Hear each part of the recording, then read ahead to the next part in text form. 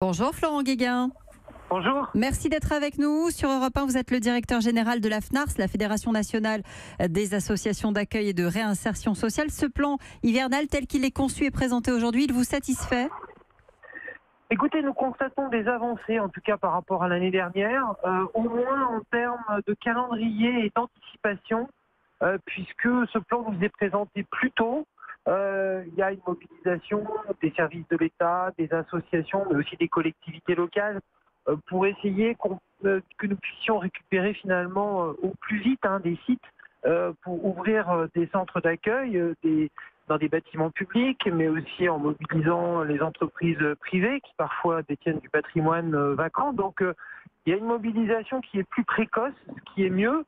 Ensuite, sur les annonces qui ont été faites en termes d'ouverture de places, vous l'avez rappelé, on est au même étiage, je dirais, que l'année dernière. Or, l'année dernière a été un hiver très difficile, avec beaucoup de gens dehors, beaucoup de taux de refus au 115. Et les chiffres que nous avons issus des 115, issus des maroutes, nous montrent que l'hiver sera au moins aussi difficile, si ce n'est plus, en termes de demande d'accès au logement ou à l'hébergement. Justement, est-ce que vous n'avez pas peur d'une gestion au thermomètre ?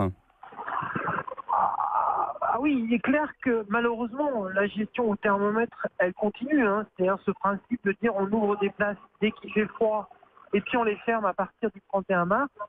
Nous, ce matin, nous avons clairement demandé la fédération, avec d'ailleurs la Fondation Abbé Pierre, à ce qu'il y ait des places pérennisées au-delà de l'hiver. C'est-à-dire qu'il n'y ait le moins possible de fermeture à partir du 31 mars. Parce que, encore une fois, et on l'a vu au printemps et cet été, quand on ouvre des places seulement l'hiver, on se retrouve avec des remises à la rue de personnes, parfois même de familles, massives au printemps et à l'été.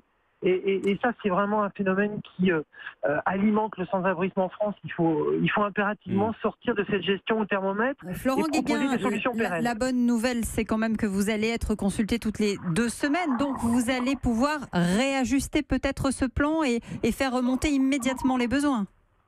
Oui, il y a une meilleure gestion du calendrier, je crois, du côté de l'État, et puis aussi une volonté de travailler de manière plus partenariale, je le crois aussi, avec les associations. Donc ça, c'est plutôt positif. Après, sur les qui comptent, c'est quand même, in fine, le nombre de places, le nombre de logements disponibles, les moyens budgétaires. Et là-dessus, on reste quand même à un niveau très insuffisant si on veut Mais qu'est-ce qu'il faudrait faire ? améliorer la Qu'est-ce qu'il situation. faudrait faire ? Il y a plein de choses à faire. Par exemple, il faudrait ouvrir des milliers de places d'hébergement pérennes avec un accompagnement social, ça, on en a parlé dans les grandes villes. Il faudrait, oui, mais des places pérennes. Oui, parce que là, on a parlé de la pérennisation.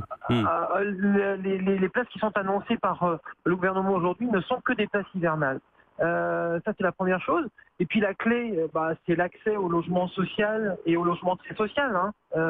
Et donc, il faut produire beaucoup plus de logements très sociaux, c'est-à-dire des logements réellement accessibles aux plus pauvres, en particulier dans les grandes villes, parce que c'est là où le logement est cher. Et c'est là aussi où la demande d'hébergement et d'accès au logement est la plus forte. Merci beaucoup Florent Guéguin, directeur général de la FNARS, d'avoir été en direct avec nous sur Europe 1.